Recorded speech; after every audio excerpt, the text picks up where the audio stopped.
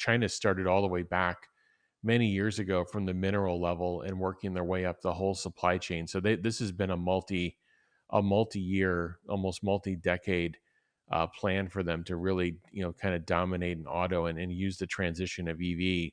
How do you see it that how is the position of Tesla in China? What's your feeling there? Do you agree or do you think Well, they're somebody's regarded, close? Mm. yeah, they're from a technology perspective and respect perspective. They're very respected by the local Mhm. Chinese. They've got, you know, I think China is very strategically interested in having Tesla in China, Mhm. because China wants to be the number one exporter of EVs, and they actually are, Mhm. and they want that position to that lead the continue and to grow. And China started all the way back many years ago from the mineral level and working their way up the whole supply chain. So this has been a multi-year, almost multi-decade plan for them to really, kind of dominate an auto and use the transition of EV. But Tesla's doing very well there. Mhm. There are many other car manufacturers, Chinese national, Chinese brands in China. There's also foreign brands building in China.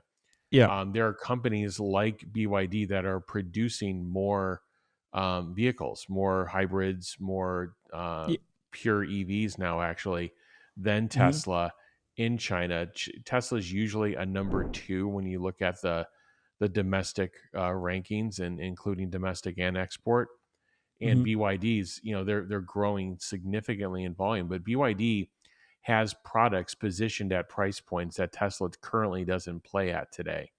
Mhm. So if you were to take the price points, this 30,000 US dollars and above, where Tesla is really playing, Tesla is dominating and doing very well. But as soon as you start adding in these additional price Mhm. levels, that this is where the BYDs and some of the other companies of the world, some of the other companies, Chinese nationals have are getting a lot of volume out of.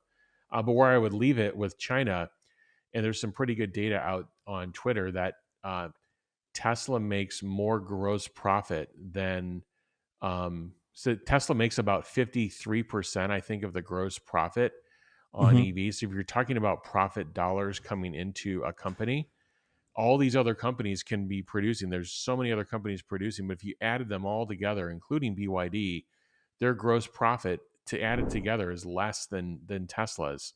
And I think for That's every crazy. BYD has to ship about 4.2 to 4.5, call it vehicles. You don't ship a tenth of a vehicle, but 4.2 to 4.5 vehicles to get the gross profit of one Tesla being shipped. So that's where you really want to win. If you look at kind of the Apples of the world, Yeah. that's where they're winning in the gross profit game. Others can ship volume.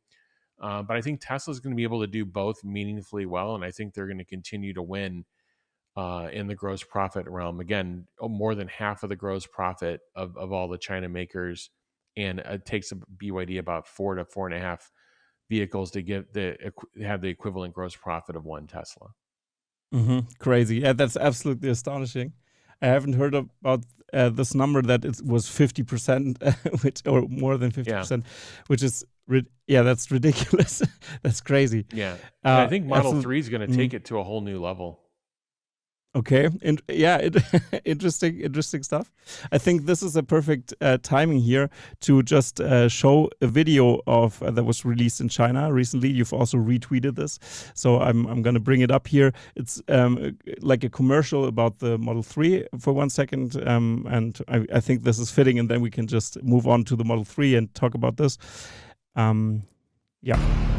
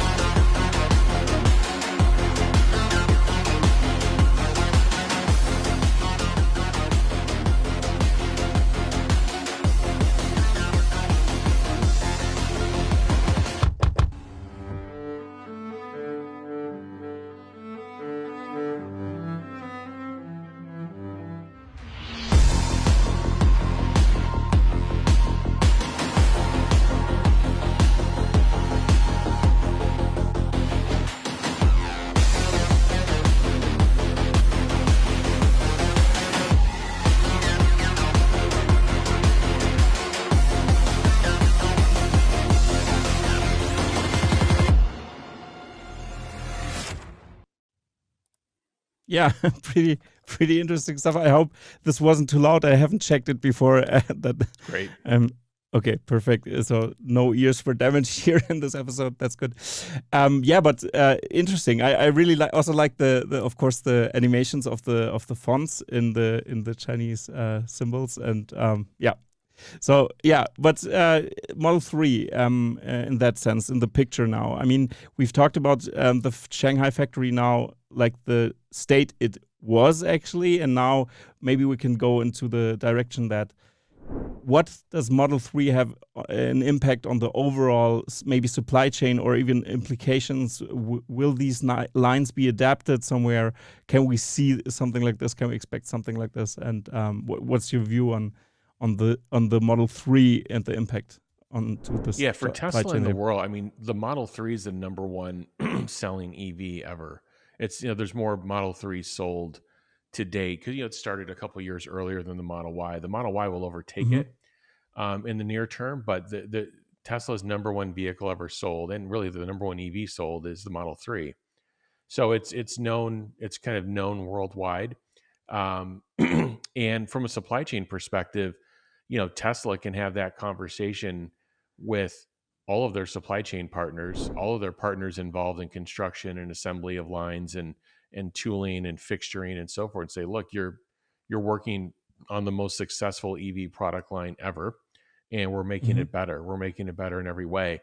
And I think Tesla started, and what's that going to do? What's that going to do for Tesla? It's going to, it gives them a fair amount of, they have leverage in so many points of their business, because in that same conversation, like, look, do you want a part on the Model Y? Model Y is the number one selling vehicle right now, and there's no other car in the world that is built in greater volume than the Model Y. So Tesla's got tremendous leverage already, and I think Model 3 being the number one vehicle ever sold, and just these refinements they've done. Now, they've changed a lot more parts than I thought they were actually going to do. Mm-hmm. But I think it's going to be a case of, this is the sportier, kind of nicer, current looking vehicle that's going to cost. It's going to be cheaper for them to build. I think that's going to be the end game for Tesla. In terms of the line, in terms of how it's built, we don't know. We don't have a lot of details. I think, one of these cars needs to be purchased and torn down for us to really understand, because Yeah. Tesla, I mean, notably, they added a lot of features. They've Mm-hmm. that even things that you think were there before are actually much different. Like even the main screen's a better looking screen, better contrast ratio, and so forth. They added the second screen. They've added double pane glass in the rear. They've added a number of things for ride Soundproofing. Yeah. comfort and noise. Mm-hmm. Um, and the paint system, that ultra red paint system, I'm sure is not cheap. Um, and so they've added a number of things, but we'd have to really like look under what I think what great OEMs do Mm-hmm. is they figure out how to start at the consumer and start at like the pain points and like what's valuable to a consumer, and then Yeah. give them that. And then what they do is they look under the quote unquote under the hood of like things they can't see, and then they figure out, can I simplify, can I combine parts that are in the chassis? If there's 70 parts in the chassis today, can I get it down to 20? I don't think these are castings at this point. um, I mean, I don't think these are dual castings. Like, they were able Mm-hmm. to take 70 parts and get it down to two. But I Yeah. do think they were able to probably combine and simplify a lot of the construction Mm-hmm. of the vehicle. We'll hear more. I think they probably worked a lot on weight, and Mm-hmm. the mass of the vehicle, so they can get this greater range. Um, so I think they've developed something that's going to work great for Shanghai, and for Shanghai to do a bulk of the volume. Now, Yeah. for this vehicle to be built in the U.S., I think the reason it's not announced this is just me purely speculating. I've no idea if it's correct or not, but I believe that they're going to be going for the new M3P battery from Cattle, and I also believe that they may be working on structural castings for the U.S. version, because again, they take the amount of labor down and get greater automation in, which is what you would need in the U.S. From a cost structure perspective. So I think I think they have work on the chassis, and I think they have work on the battery system for this to be started up in the U.S. Hmm. For delivery here. For Europe, I think they're going to do really the bulk of the deliveries. I mean, it's all going to come out of Shanghai, I believe. I don't think they're going to be Hmm. replicating this line um, much more than that, but I don't know. I mean, this Hmm. product could be a huge hit.